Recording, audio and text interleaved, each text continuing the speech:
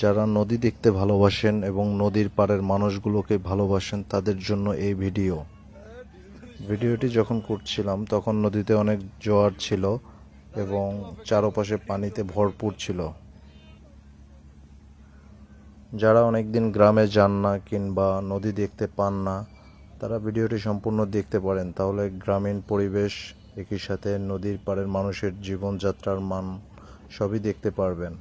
এবং লঞ্চটি নদীর পাড়ের এতটাই পাশ থেকে যাচ্ছিল তা আপনারা ভিডিওটি দেখলেই বুঝতে পারবেন। নদী নিয়ে অনেক কথা থাকলেও নদী মানুষের সুখের কারণ, আবার এই নদী মানুষের দুঃখের কারণ। কারণ নদীর এক পার ভাঙে আর এক পার গড়ে, তো যে পার ভাঙতে থাকে সে পারের মানুষগুলো খুবই কষ্টে দিন কাটায়, আবার যে পার গড়তে থাকে সে পারের মানুষগুলো খুবই ভালোভাবে দিন কাটায়। তবে এটা প্রাকৃতিক নিয়ম, তাই এটা মেনেই আমাদের চলতে হবে। তবে এই দৃশ্যগুলো আপনাদের সাথে শেয়ার করতে পেরে আমার খুব ভালো লাগছে।